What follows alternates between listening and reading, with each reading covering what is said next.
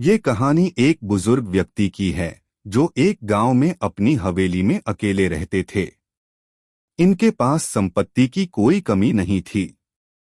चिंता थी तो बस अकेलेपन की, क्योंकि इनका सारा परिवार इनसे दूर हो चुका था।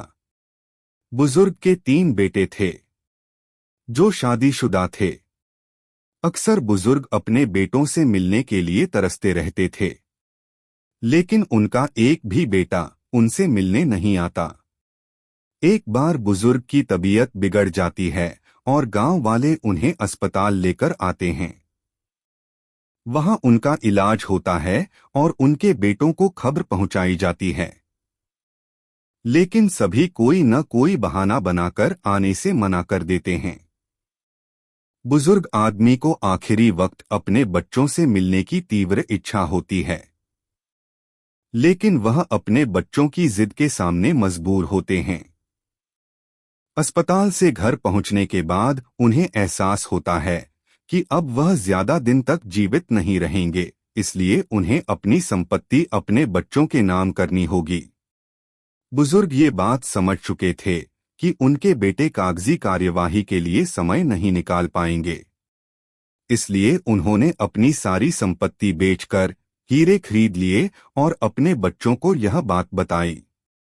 तीनों बेटे हीरे की बात सुनते ही गांव जाने को तैयार हो गए। उन्हें लगा कहीं उनके पिता वह हीरे किसी को दान में न दे दे। तीनों भाई आनन फानन में अपने परिवार के साथ पिताजी से मिलने जाते हैं। जैसे ही उनके बेटे बुजुर्ग के सामने आते हैं, उनकी आंखों से आंसू निकल आते हैं। वह अपने बेटों को गले से लगाने के लिए हाथ फैला देते हैं, लेकिन बेटे आते ही साथ पूछते हैं, हीरे कहाँ है? पिता अपने बेटों की इस बात से बेहद दुखी होते हैं। उन्हें एहसास हो जाता है कि मेरे बेटे केवल संपत्ति के लिए आए हैं, मुझसे मिलने के लिए नहीं। तभी बुजुर्ग अपने कमरे से हीरों की पोटली लाने को कहते हैं।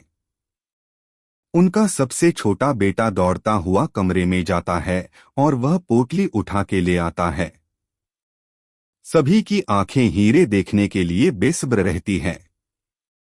तभी बुजुर्ग व्यक्ति पोटली खोलते हैं और जैसे ही पोटली को उल्टा करके उसमें से हीरे निकालते हैं तो उस पोटली से केवल पत्थर के टुकड़े ही गिरते हैं।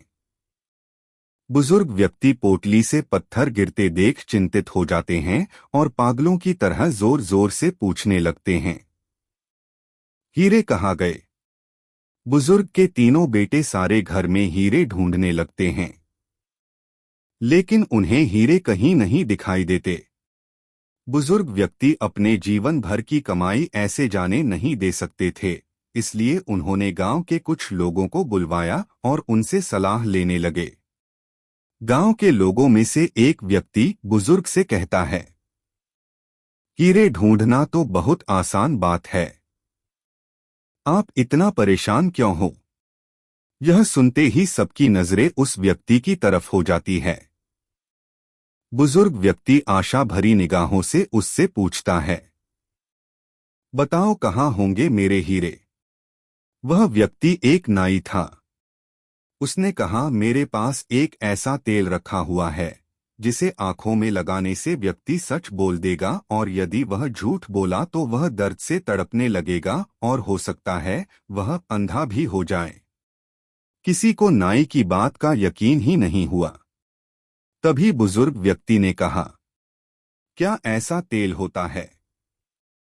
तभी नाई ने जोश भरते हुए कहा, हाँ बाबूजी, मेरे पास ऐसा तेल है कि अभी पता चल जाएगा। आपके हीरे किसने लिए हैं? नाई जल्दी से जाकर कांच की बहुत सुंदर बोतल ले आया, जिसमें नीले कलर का पदार्थ मौजूद था। तेल की बोतल देखते ही बुजुर्ग का बड़ा बेटा कहता है, भला हम तुम्हारी बात का यकीन कैसे करें कि झूठ बोलने वाला ही अंधा होगा? तभी नाई सभी के बीच में से उस इंसान को बुलाता है जिसने पहले भी एक बार गांव में चोरी की थी और अपनी गलती भी नहीं मानी थी। फिर भी लोगों ने उसे माफ कर दिया था और उसकी आंखों में तेल लगाकर उससे पूछता है, कुछ बरसों पहले गांव में जो चोरी हुई थी वह तुमने ही की थी ना? वह व्यक्ति जैसे ही मना करता है वैसे ही जमीन पर तड़पने लगता है और जोर जोर से अपनी आंखों को मसलने लगता है। तभी नाई दोबारा तेल में पानी मिलाकर वापस उसकी आंखों में लगाता है और वह शांत हो जाता है। वहां खड़े हुए सभी लोग यह देखकर हैरान रह जाते हैं। तभी बुजुर्ग घर में मौजूद सभी लोगों की आंखों में तेल लगाने को कहते हैं ताकि हीरों की चोरी का पता लगाया जा सके। लेकिन अचानक बुजुर्ग का छोटा बेटा उसके पैरों में पड़कर होने लगता है और कहता है, बाबूजी मुझे माफ कर दीजिए। हीरों की चोरी मैंने ही की है। मैं सबसे पहले ही घर में आ गया था और आते ही आपके कमरे में प्रवेश किया और वहां मुझे वह पोटली नजर आई। मैंने उसमें से हीरे निकाल कर रख लिए और पत्थर के टुकड़े वापस पोटली में ही डाल दिए। बुजुर्ग व्यक्ति को अपने बेटे की बात सुनकर बहुत दुख हुआ और उन्होंने नाई को धन्यवाद देते हुए कहा, आप तो भगवान है जो इतना बड़ा चमत्कार पल भर में कर दिए। तभी नाई मुस्कुराते हुए कहता है, जी नहीं बाबूजी, मैं तो एक साधारण इंसान हूं और मेरा यह तेल भी है सामान्य तेल है जिसमें मैंने नीला रंग मिलाया हुआ है। यह कोई चमत्कारी तेल नहीं। और वह व्यक्ति यह तरकीब जानता था जिसे मैंने पहले से ही कह दिया था। मेरे प्रश्न पूछने के बाद विचित्र क्रियाएं करने लगना। सभी नाई की बात सुनकर उसकी बुद्धि की बहुत तारीफ करते हैं। बुजुर्ग व्यक्ति को समझ में आ जाता है कि नाई ने अपराधी का पता लगाने के लिए यह खेल खेला और बुजुर्ग उस पोटली से कुछ हीरे नाई को दे देता है और बचे हुए हीरे अपने बच्चों को सौंप कर हमेशा के लिए अलविदा कर देता है।